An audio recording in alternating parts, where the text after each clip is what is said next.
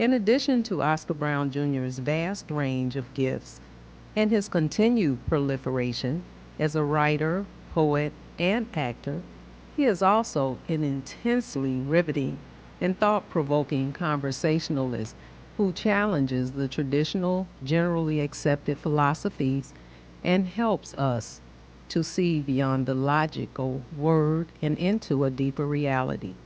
He is profoundly engaging. Earlier this year, we caught up with Oscar Brown Jr. during a surprise performance for artist Debra Hand at a birthday party given by her family. Let's go behind the scenes and share this touching and intimate moment.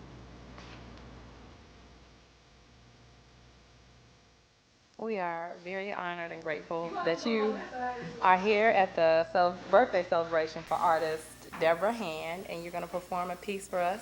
But before we get into that, I wanted to know what else is coming up for you so people who get a chance to see this will know Well, for you and where they can see you. my daughter Maggie Brown and I are going to be performing at a club called Trey's that's on 63rd and Harper. That'll start on the 15th and 16th of February, and we hope to continue for a few weeks anyway. Excellent. I'm sure you will. Thank you so much for gracing us, and I'm going to step out of the picture so we can hear what wonderful piece you've written today for us. This is a piece called Grace of God, and I'm offering it as a birthday present to a convicted angel, Debra Hand.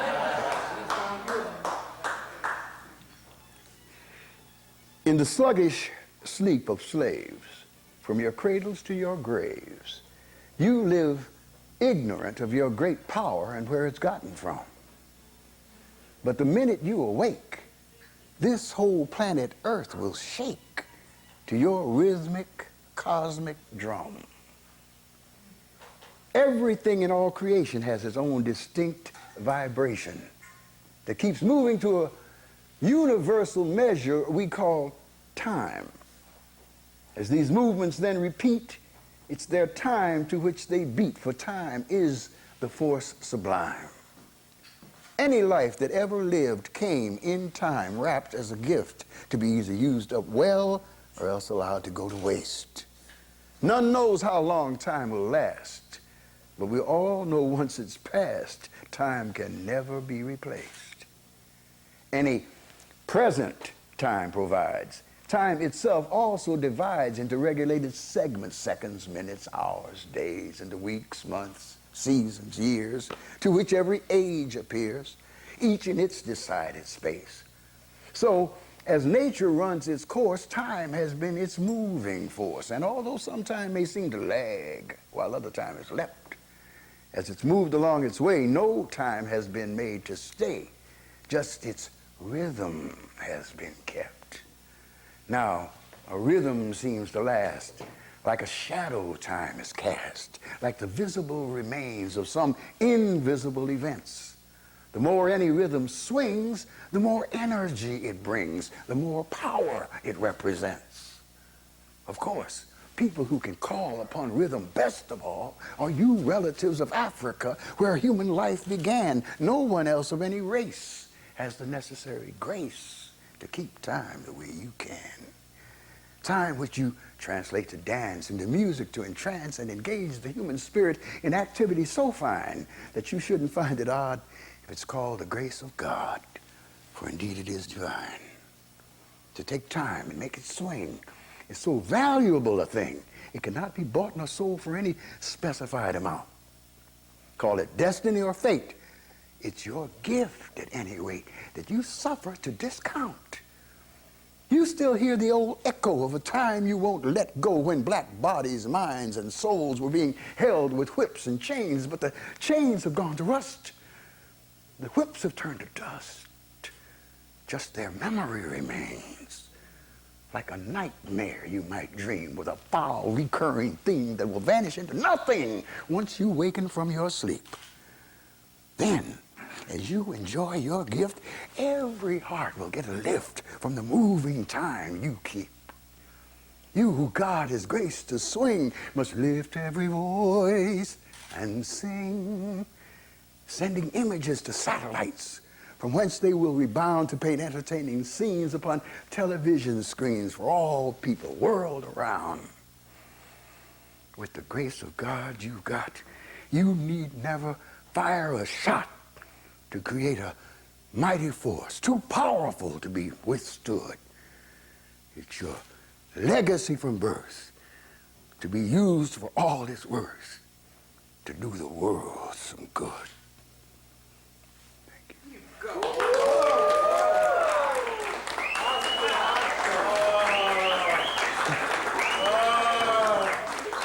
Thank you. Thank you. Thank you. Thank you. Thank you so much. That was wonderful. Awesome. Last year, we caught up with Oscar Brown Jr. backstage after his performance at Montu's annual gala event. Let's go in and enjoy a bit of Oscar Brown Jr.'s usual thought-provoking and comical perspective. I'm here with Oscar Brown Jr. I'm so excited to be backstage with you. Your performance was magnificent. First of all, I have to ask, and me and my sister were talking when we were looking at you, we were like, how do you remember that? I could never. The Road, what is the name of that piece that you did, The Road? The Grace of God. The Grace of God. That is so awesome, and it tells our whole story. Well, that's just a gift, the memorizing part of it. I don't know, I never practiced it, I never studied it, but it just sort of came. And the resonance in your voice is incredible. One time you took the mic away from your mouth, and you could just hear you just as crystal as if the mic was dead on you. How do you get that? How does one... Well, all of those things come, first you're gifted, and then you work on the gift. And after time, it mellows. It's a beautiful gift. You're such the consummate entertainer, and we were talking about you would get real smart listening to your music. I mean, it educates as well as entertains. That's what we call edutainment. I'm telling you, you do it as good as I've ever seen it done, because sometimes people can get to either one or the other. You know what I mean? You strike the perfect balance. Libra. Is that what that is? So that's what that means, striking the perfect balance. Well, Dr. Keith is a Libra. Needs to be balanced. You know, when you have imbalance, you have bad health. Absolutely. You know, an imbalance of mind or chemical imbalance, all those things result in illness, disease. Absolutely. You write all your pieces? So you wrote The Grace of God? That is so amazing. That's so amazing. How old is that? A new piece, or is that? Well, it was written for a show called Great Nitty Gritty that we did with some kids who lived in public housing developments around Chicago way back in 1982 and 3. So it's about that old. That's almost, 20 years? Wow. You know, but that's the type of piece that would never go out of fashion. It's not a piece that relies on what's hot today, because it's such,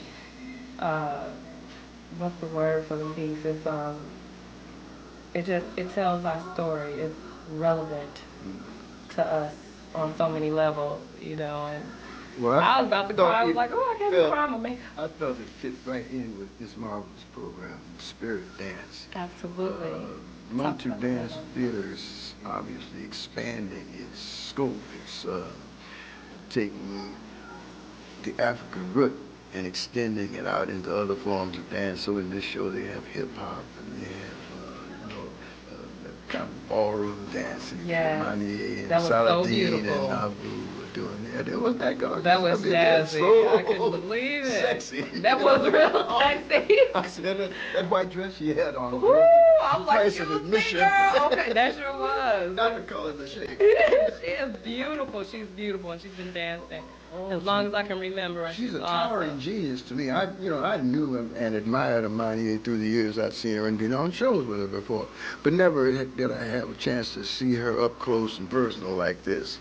Yeah. And I'm just so really in awe of that towering genius, because it takes a great deal of energy and a great deal of planning, a great deal of patience, a great deal of creative insight to do what she's done here. This is just hard. I've tried this. I've been in this. For a while. For a while. And I know what it takes. And when I see somebody with the professionalism and a company with the professionalism of this company, well, it encourages me.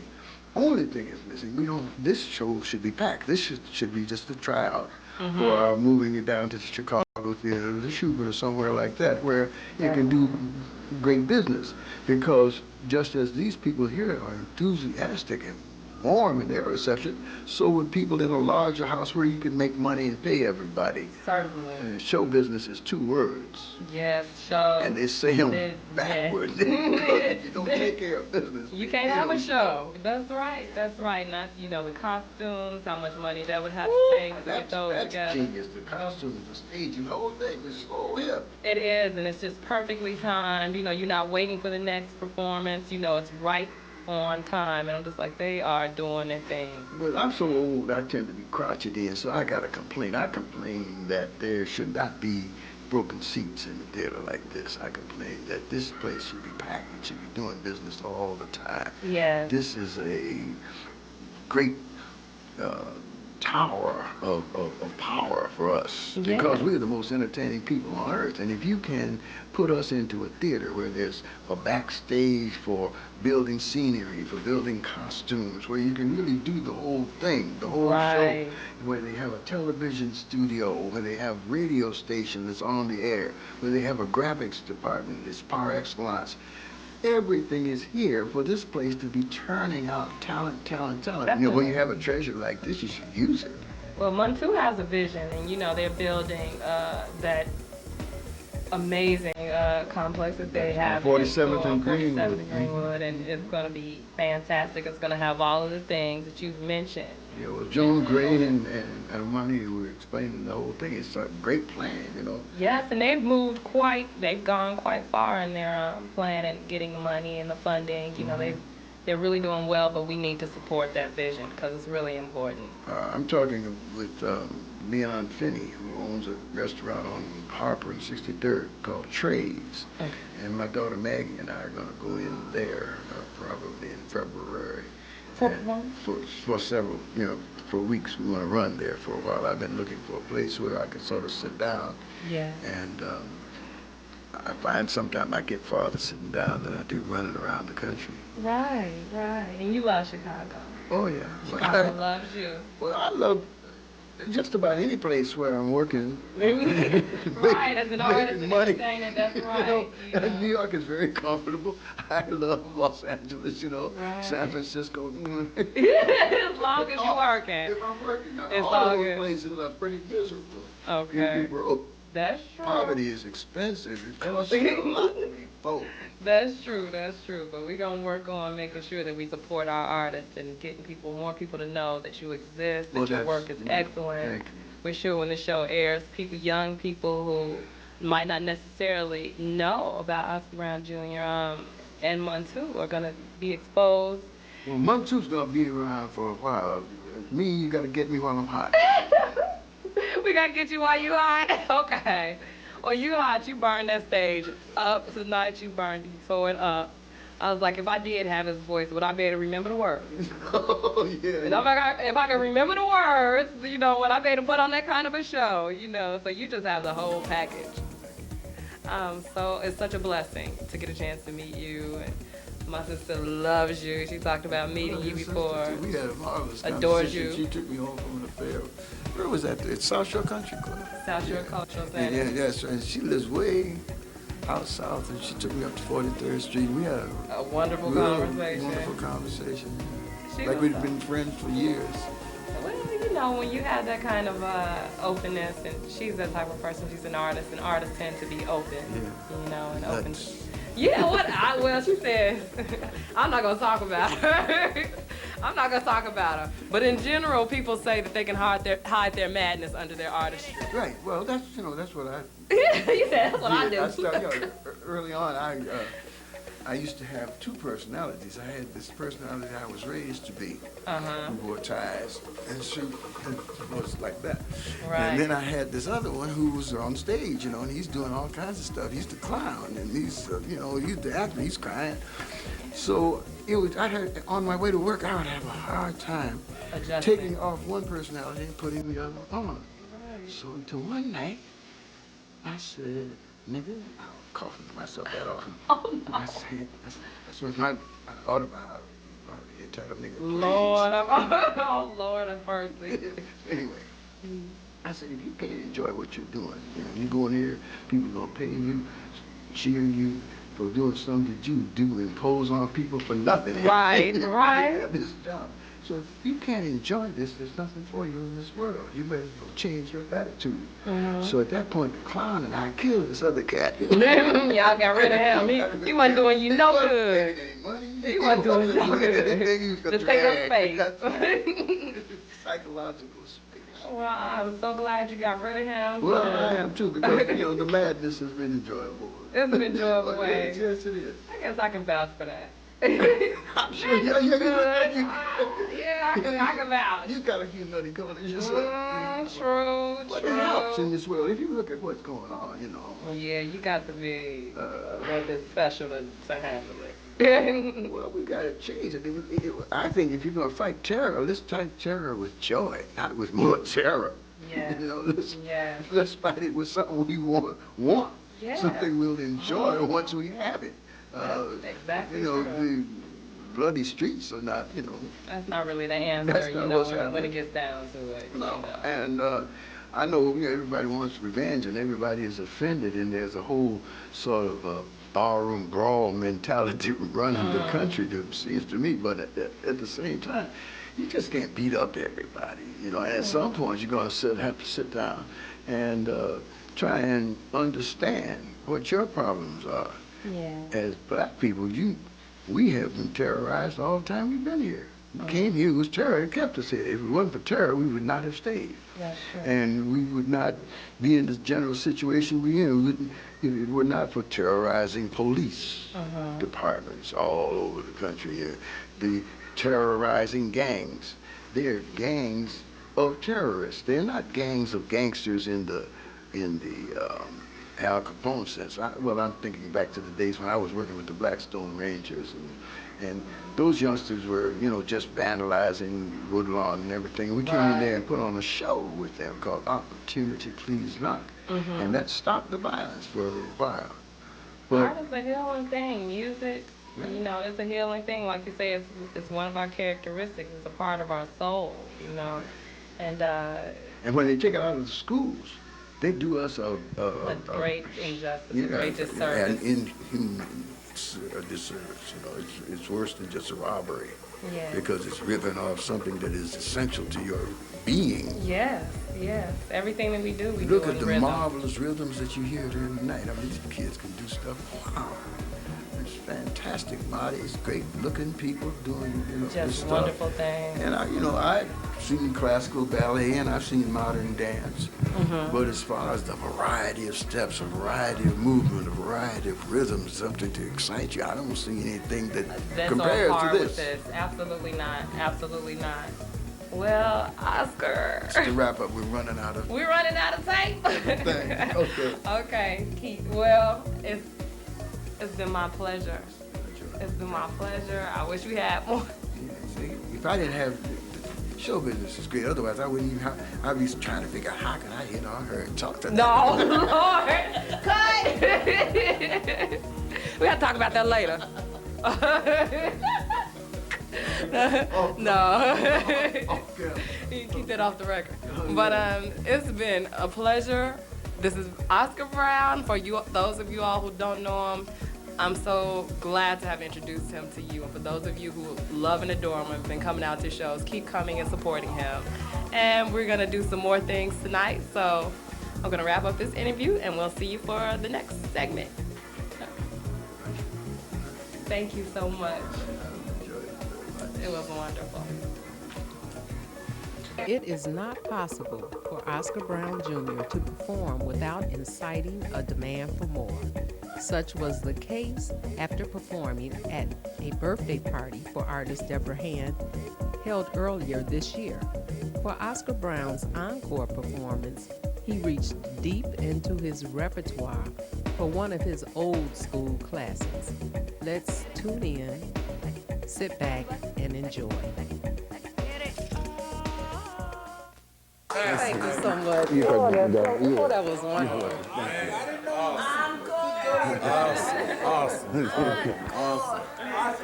Yes, boy.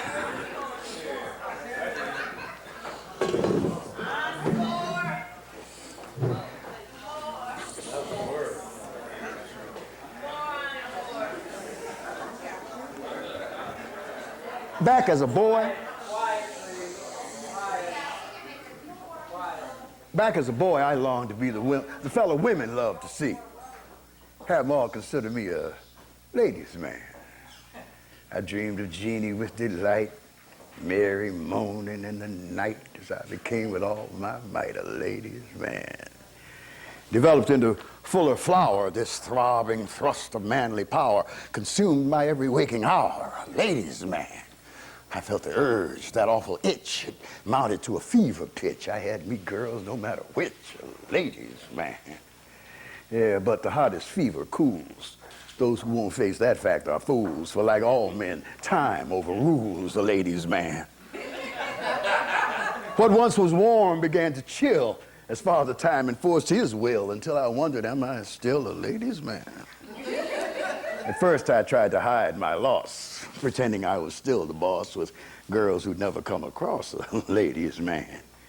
But they moved with too swift a step. I needed patience more than pep to keep alive my fading rep, ladies' man. Don't get me wrong now, I'm not dead. My shoulders hold a damn good head, so joy has not completely fled, a ladies' man. But it can never be the same. The vigor has vanished from my game. For reminiscing, can you blame a ladies' man? I look back on the life I've led. What might my powers have got instead had I not shot so much in bed? A ladies' man. What tricky trade might I have tried had I not laid preoccupied? But then who's ever satisfied a ladies' man? The women I made frequently, each in her heart held secretly that she was really making me a ladies' man. A woman feels, a man may guess, that she conceals beneath her dress a trap in which she can possess a ladies' man. She throws the bait, she shows the lure. There's no escaping, that's for sure. You're never really free when you're a ladies' man. Each fellow follows his own star, but take no appetite too far. That's sound advice in case you are a ladies' man. But you call all this sour grapes, devote yourself to willing rapes, and never mind what all escapes a ladies' man. All youth must feel betrayed by age. I'm reading from a later page, and you can't hear me at your stage, a ladies' man. Therefore, my boy, enjoy your prime until your fateful date with time when you can claim no longer I'm a ladies' man. Hey, there's a beauty. You agree? Got quite a body, hasn't she? Well, sock it to her once for me. A ladies' man.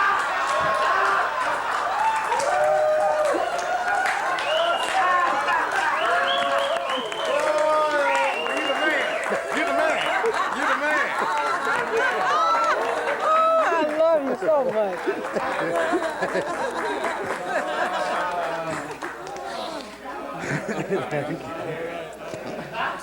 Solid as we are. Referencing excerpts from one of Oscar Brown Jr.'s in-studio interviews for the H3O show gives us further insight into his ability to see beyond the logical word and into the deeper realities of the human condition.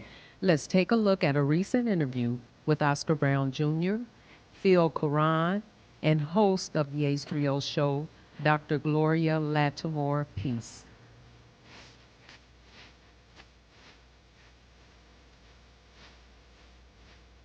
35 years ago, we were working with the gangs of Blackstone Rangers. Those kids went to public school. They taught music in public school, so they bring it out on the street, and they would form their little groups, and when we auditioned, we found tons of talent. Same thing was true in Gary a year later. We had auditions and had a talent contest to find talent in Gary. The talent contest was won by the Jackson Five. But the kids who came in second and the kids who came in third were good, too. So there was a proliferation of music, but that's been taken out. Music, human beings are the only species of life that have music. You know, where you can create sounds that convey feelings and meanings and have a shelf life, you know, a lasting power. Human beings, the only people have that. So now when you find somebody like the Taliban or Jesse Helms who want to take music out of the schools, what's the matter with them? Back 30 years ago, I do blame. you had Rita Franklin talking about RESPCT, talking about think. You better think about what you're trying to do to me. And you had Cat talking about war. What is it good for? Absolutely nothing. Say it again, you know. It was blowing in the wind. It was all that.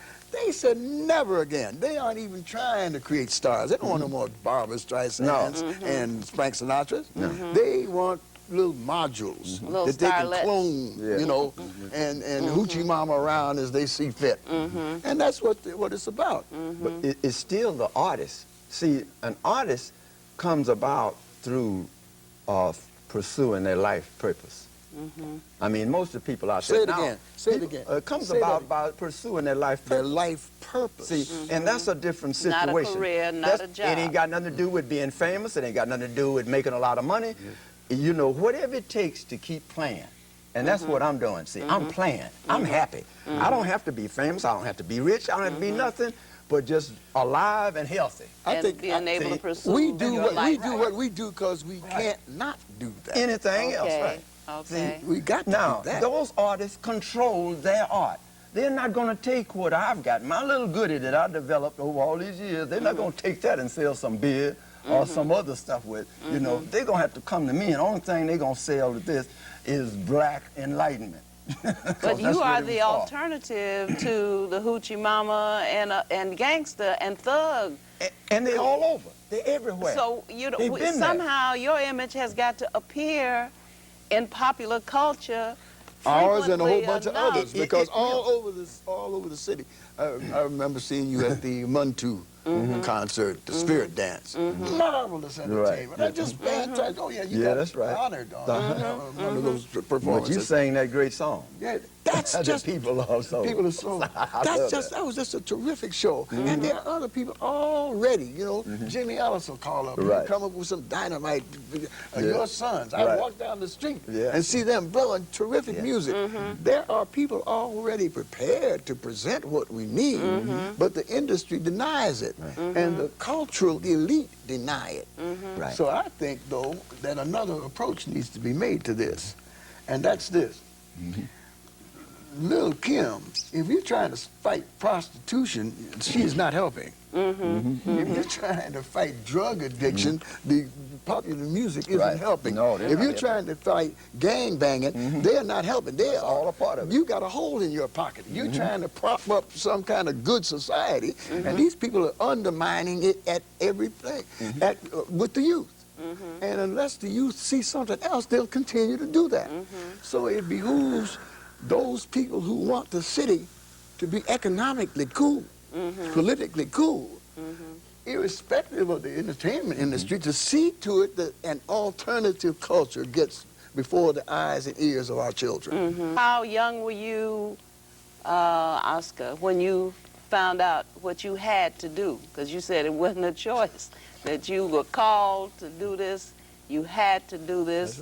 And Well, I started getting kicked out of college. that was a clue. That was a clue. Yeah, you got some attention. You were in college. What were you going for? I was a pre-law student at the University of Wisconsin, and I flunked everything but English composition. Why? You didn't go to class? Because, well, I mean, yeah, that's right. What they call flagrant neglect of classes. I didn't go. Okay. And I got A+ in English composition, but in botany and in Spanish and all the other stuff, I just didn't fit in.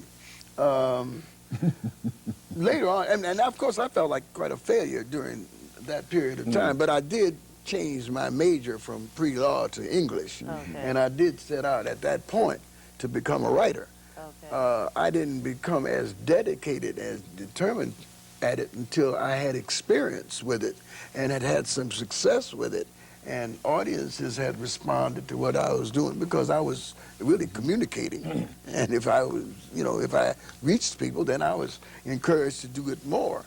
And bit by bit, it became, I came to the realization that this is what I was about.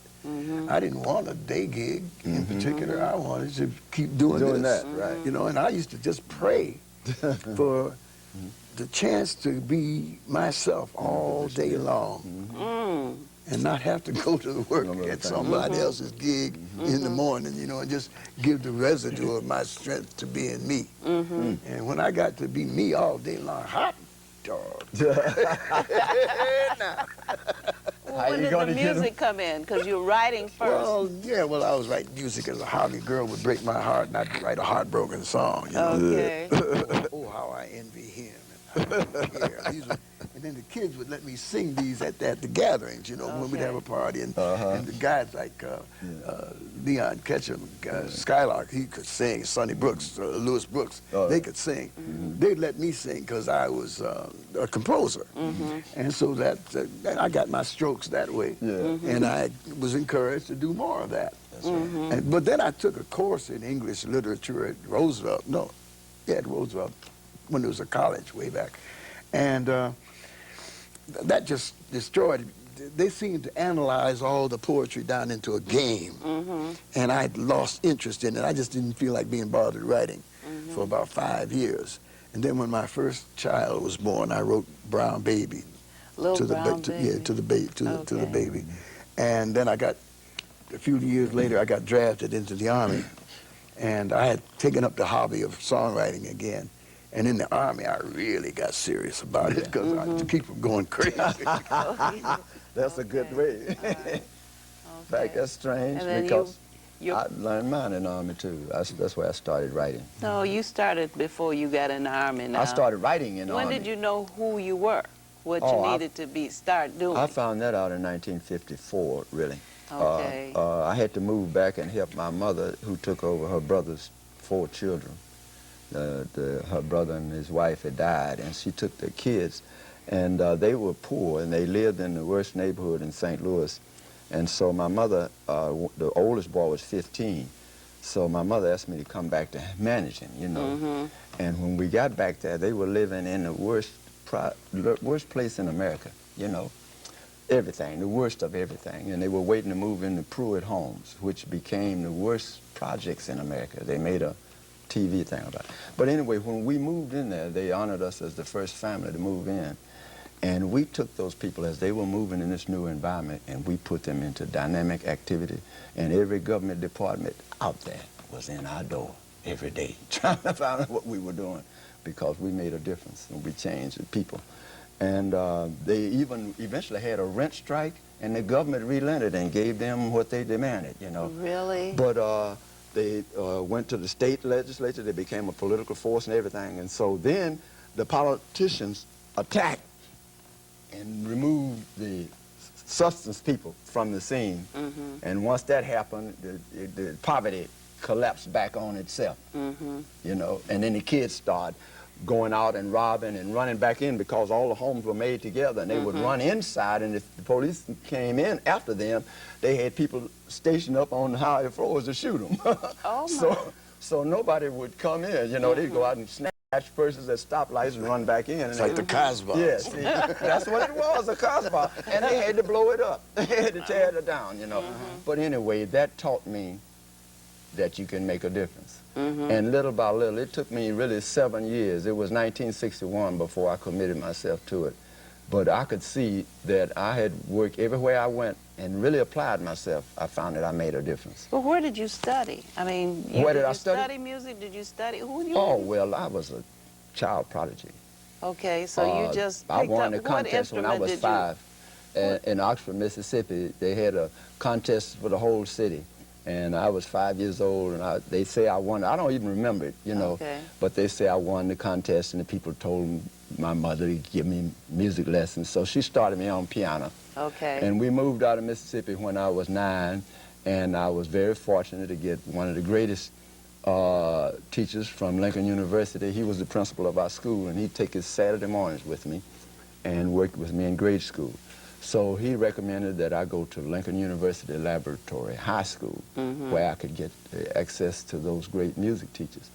And when I got there, I found out I was the best musician in the high school, which Including surprised the me. teachers? Well, no, I mean a musician, Okay, you know, in okay. the school. All right. I didn't know that because my teacher had hit me and did everything else. I thought I was bad.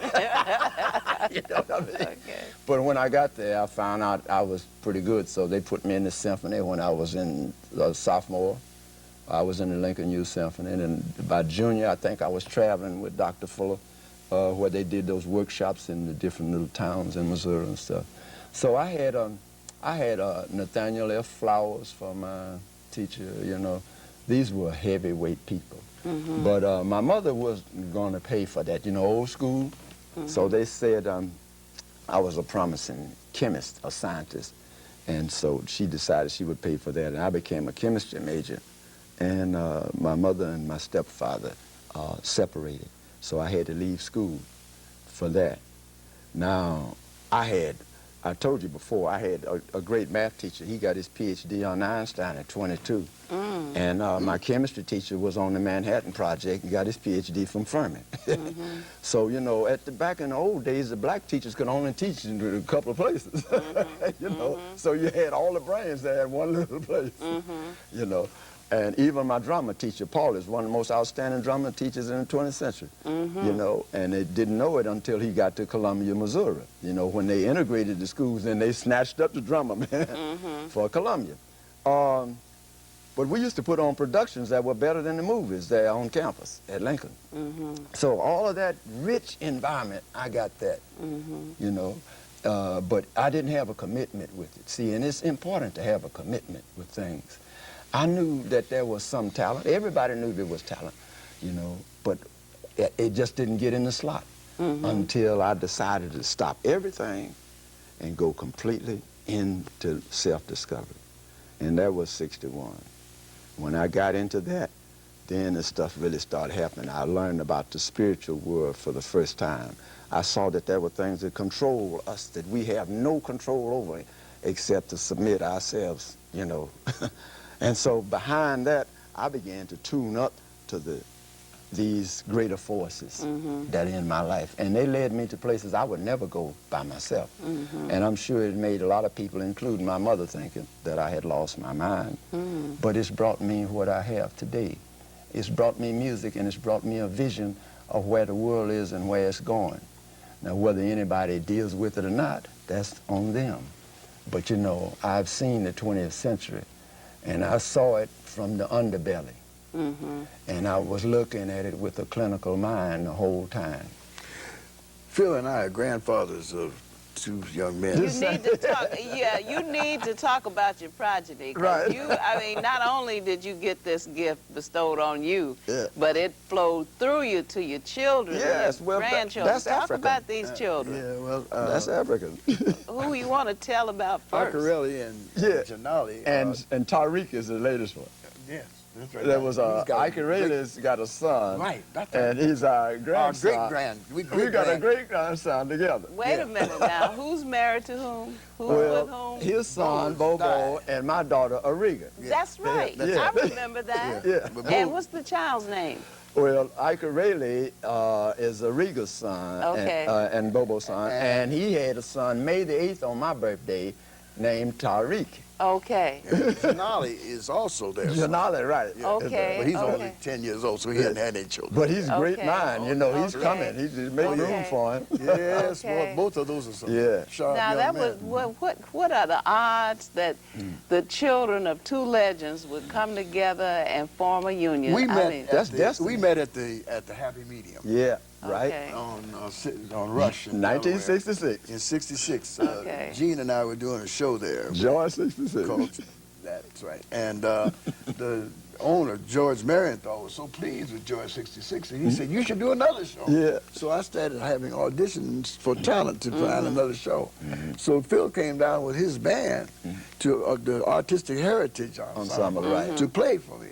Well, they were just too much. I mean, it was too much for the concept that I had. But he and I got to talking, and I was devoted to Paul Laurence Dunbar's poetry. I had set some to music. Yes. And so I started talking about Dunbar to him. And he's devoted to Dunbar. That's I right. didn't even know Dunbar at He the didn't time. know about Oh, Dunbar. I knew of him, but I didn't know anything. all right. I had no idea. And the so he person read was. it, and so he liked it. He said, but I haven't got time, you know, I got to work. I can't just sit down and do Right. this. But I was making some good notes Yeah. doing George 66, so I commissioned him. Hot damn, you know. Okay, all right. He did a beautiful job. When he came back with this music, then the idea of trying to put it on stage, together, you know. yeah. So I was trying to figure out a commercial way to do it. But I was directed to go to the Board of Education. And a man named Don Menalia. Serpos. No, Serpos was first. Was Eric Serp? Serpos was from, see, he was more enlightened. Magnolia really wasn't an enlightened Oh, well, man. I've been saying the wrong His name guy. was Emil Serpos. Serpos. And he Yeah. was the one that started the music program in Chicago, the all-city band, the all-city college, all of that. That was his idea. He came from Baltimore. And they had a grant from the federal government for a title. ESEA. Yeah, entitlement, yeah. And so they were able to do what they called programming for culturally deprived children. So our Dunbar production came into that. Gene and I directed. Gene costumed it, and we directed it, and put it on, took it around to the schools. Marvelous production. It was sort of bus and truck. There was a man named Benny Arnaz Made our set and had the lights and everything, so we carried our sets and lights. on a little truck from school to school. We'd do 2 shows out of school a day for the morning and the afternoon. And then May, we were in the Museum of Science and Industry for the whole month. After they ran out of And they schools, bused kids. they took us to the Museum of Science and Industry with a 900-seat house. And as That's he where all said- those shows started. Right. See, we didn't have anything except I did things with Urban Gateway, you know, individual performance, and Ella Jenkins was doing. That's all the kids had before that. But this Dunbar show opened up the whole thing now, and musicians have never come and said, well, thank you, Brother Phil or Oscar or anything else. They don't know where those jobs came from because I was sitting up in a tavern one night and said, my life is more than this, and got up and walked out. You know, I looked at the level of the people there, and I thought about the content of my minds and stuff like that. And I'm not trying to put them down. It's just that I was exposed to a greater world, and I said, I got to go into the world that I see in my mind, you know. And I got up and walked out without ever going back to get my money, anything. I said, this is a complete break. See, and people thought I was a saint because I didn't want to be in taverns. It's nothing like that. It's just that that's not the place to develop a music for our people. Well, now, I don't know. I've been in a lot of saloons playing, making a lot of music, you know. Say, listen, I'm in one now. And I have never, you know, felt that that was not a place where I could at least practice what I was doing. Well, there's a different energy there. You're right. That You're energy right. there is not, I won't say it's negative, but I'll say it's not conducive to enlightenment. I'll put it like that. And see, I'm dealing with a path of enlightenment. If I'm dealing with a sphere and I'm trying to deal with the dimensions of a sphere, and I'm trying to figure out what constellation best suit these dimensions, and I'm going out checking all of the position of the planets and stuff, I haven't got time for that other kind of thing. That other influence. That other energy is debilitating. See, it takes you away from that.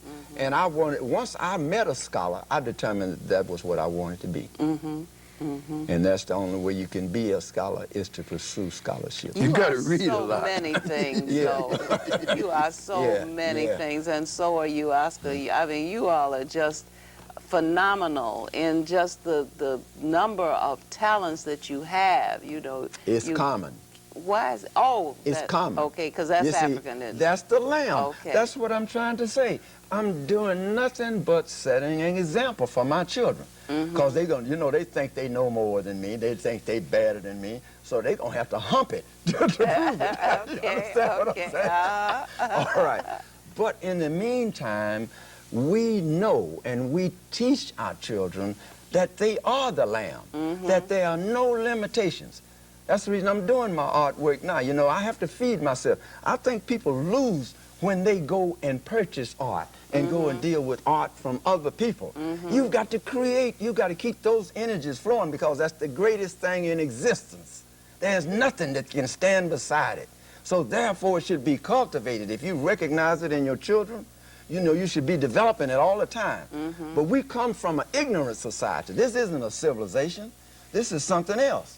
And so we should, if we have the understanding, put in our children the meaning of true self-discovery, because we are giants inwardly. Well, sometimes, you know, we have to get out of the way so our children can discover themselves, because we have already decided what life we want for our children. We want them to go to school, get a, you know, the rap, get a good education so you can get a good job and live a good life. So, you know, you want to be Dr. Lawyer, Indian Chief, so forth and so on, self-sufficient, pay the mortgage, had a car, go on a cruise, you know, pay your bills.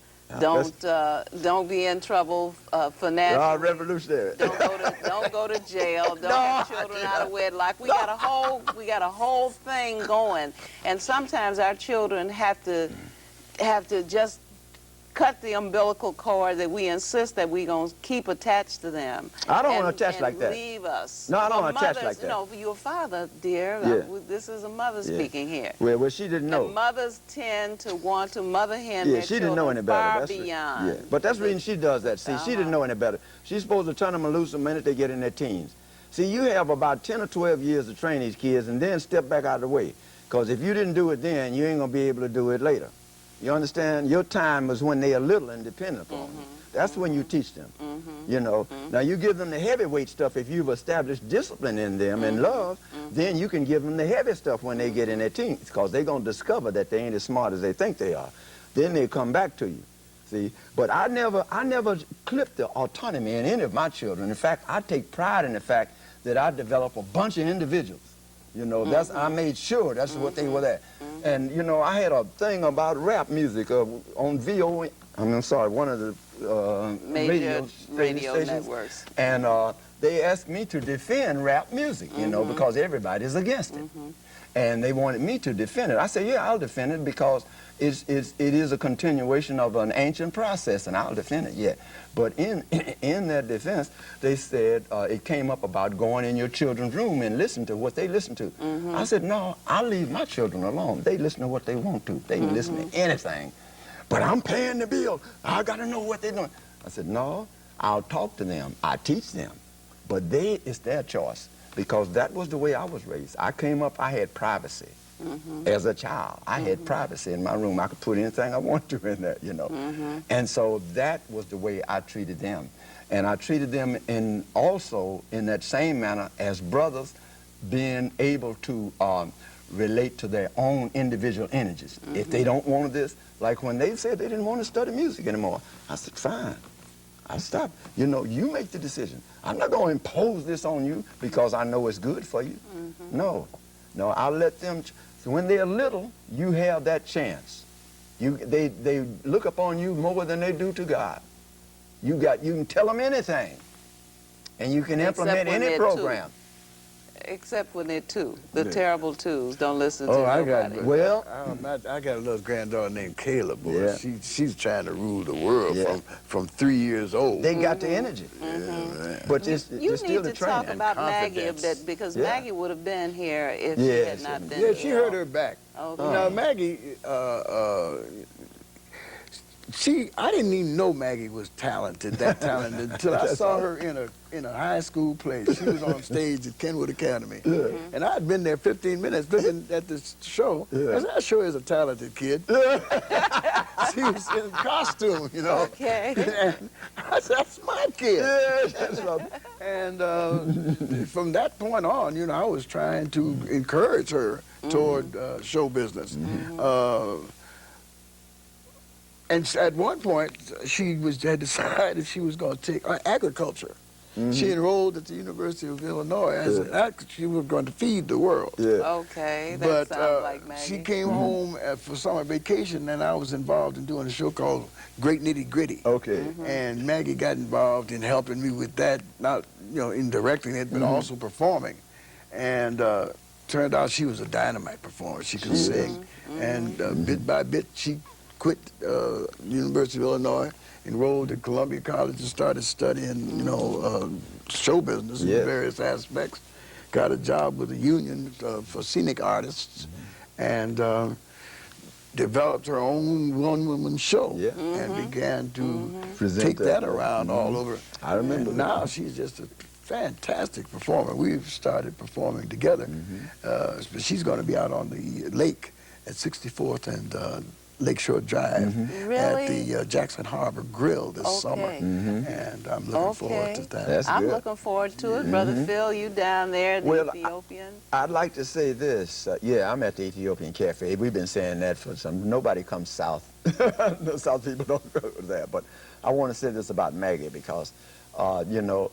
We got 5 minutes, so say All what right, you're going to well, say about Maggie. My whole thing is about Maggie because I said she's the greatest performer out there now. Well, now look And at I that. ain't going to say that she's better than her father, but I'm saying that she's got more tools and she can do more with what she's got. Right. And then she's got what he has too. See? Okay. So I'm saying that she's the greatest singer performer that I know of that I've been exposed to. Now, if there's somebody better, there has to be somebody that I ain't never heard of, I ain't never seen.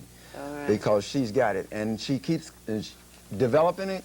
She's going to be even better. She's just like Oscar. He gets better and better. Does she also compose? No, Okay, who did the pieces on From My Window? I did. Oscar. You composed all of those Oscar, songs? yeah. And Oh. Bobo and my son. See? And your son, See, Bobo. that people don't recognize it. You don't recognize Okay. how great these people are. See, Awesome. you know, Well, you know, actually- it's hard for us to accept You know, Phil, our positions. most you know? of this, I mean, people compliment me a lot, but only about maybe 10% of what I've done has ever been shown. Ain't that something? Well, where's the another 90%? In the It's- archives? Yeah, no, they're in the drawer. You know, I have to tell you I have this. plays and Yours you know. is better than mine, Oscar. Nobody plays my music. You But play everybody your plays music. a prototype of my music. And a whole lot of musicians have come through him who Yes. have done, you know, Satterfield, the Earth, Wind, and Fire, Don Myrick. And when I first met him, these were the band. Master Henry Gibson, who made a whole bunch of stuff with but see, none of my Curtis songs Mayfield. are out there. I mean, I got one song with Sunrod. No, 2 songs with Sunrod, that Motherhood and Dorothy's Dance that's out there. And Unity was selling from my first album all over Europe. And I didn't find out about it until about 2 years ago. Well, you know, I meditate to African skies. Yeah. I mean, that's But, just... well, you know, what you was talking about, that performing, writing, composition Right. is the most difficult thing for anybody to do in any age, anywhere, in any country, amongst any people. The most difficult thing is to compose a song that people relate to. Oh, And my. you see, you're looking at 2 people to do that. Okay. And folks don't understand the difference. When there's no Oscar Brown and no Phil Coran, the level of composition, I would like you to check it out. Well, I hope I might be able to be here long enough to see some more compositions. But I'm saying that it's not an easy thing. See, what convinced me was in 1950, I was down there with the Peacock Records, and they wanted me to write arrangements for all these blues singers, see? And so I said, well, when I got drafted, I said, I'm going to become a composer. So I started studying right there. And I started writing and working. And then because I had it in my mind, then they sent me to the Naval School of Music. So everything in my life, once you put your mind in a direction, everything becomes available. Well, now we have to put our minds in the direction of time. Getting out of here. Because we have a minute. And I tell you, I have never enjoyed, I wish we could have had all the pre-program banter that we exchanged, and I know you all going to be talking out there. No, you're going to get us You the know, rest. in the I got to go to corridors. gigs. I got a job. I got to work. Well, that's the reason why we're in the studio We gotta this be early, cool. so because you weren't ever going to be able to come, because you always got to go somewhere and work. Right, I gotta Mouthing play. off. That's why we're in the position we're in today. Right, that's it, that's it. They said, Phil, just play the music. Don't send nothing, just play. I can't do it. No, no. The music doesn't have any meaning unless I explain what it is. I understand. And You're the a explanation teacher. is painful. You are both teachers. You know, you're not just musicians. You're not just composers. You're not just any of those things. I'm going to be a television personality. Are you? Yes, I'm going to have an afternoon show on Channel 25. That's great. How soon? That's great. Next month, June. Anytime. Very good. Yeah, that's we look great. forward to it. Talking to senior citizens. All You know right. I'm the That's senior- up- you know I'm the senior of the year. You are. Let me congratulate you. They made a good choice. Of course, they shouldn't consider us seniors I'm yet. trying to get senior. Yeah, in this. we don't want to be seniors, Oscar. But I've been junior for a while. Yeah, they want, you know, people, I've sat on the stage performing, and they made different people, what do you call them, elders? And they made everybody in the community an elder but me, and I'm older than all of them put together. Umoja is the message, a call for unity.